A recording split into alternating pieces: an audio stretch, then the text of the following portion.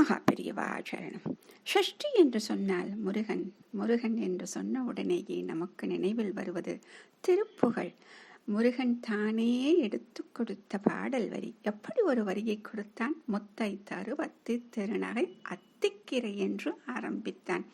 கண்ணன் கீதையில் சொன்னானே கர்மயோகம், உன்னுடைய கர்மத்தை, உன்னுடைய செயலை செய், பலனை எதிர்பார்க்காதே என்று சொல்லக்கூடிய அந்த கர்மயோகத்தை இதோ இங்கு முருகனும் சொல்லிவிட்டான்.